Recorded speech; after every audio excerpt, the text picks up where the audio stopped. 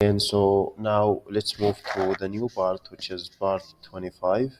It will be about solving mathematical and real life problems on related rates. But before moving to 25, let's talk about part 24, which is understand the notion of indefinite integrals as and finding an antiderivative.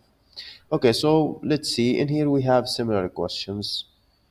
So let's take a look at questions from 45 to 49.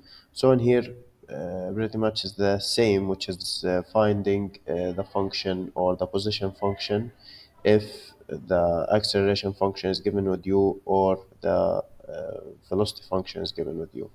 So in here, let's solve question 48. So to start, I go directly. So determine the position function if the acceleration function is a of t is equal to t squared plus 1, and the initial velocity in here is v of 0 is equal to 4, and the initial position is s of 0. So we need to find the position function.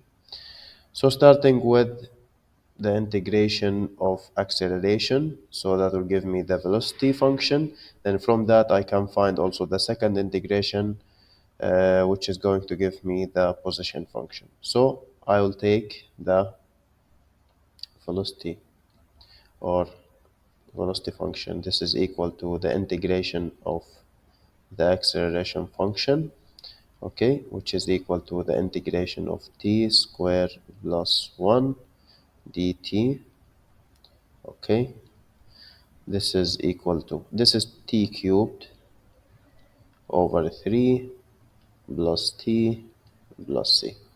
Now, from this value given with me, which is v of 0 is equal to 4, I need to find the value of c. So v of 0, this is equal to 0 cubed divided by 3 and plus 0 plus c. This is equal to 4. This is given with me.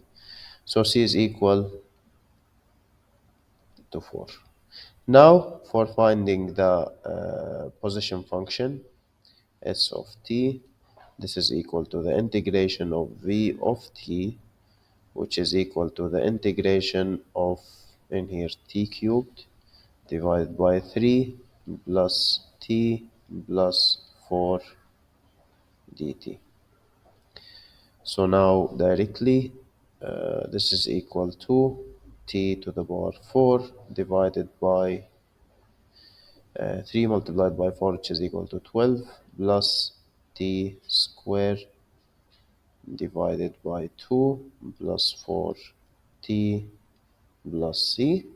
Now all I have to do is just finding s of, or finding the value of c, which is from s of 0 is equal to 0.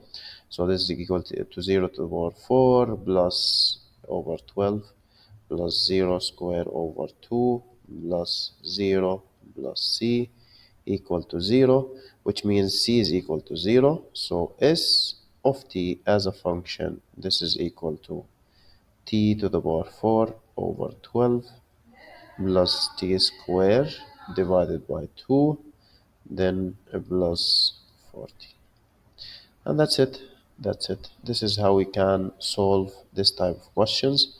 So in the next video, inshallah, I'll start solving questions in part 25 directly. So see you then.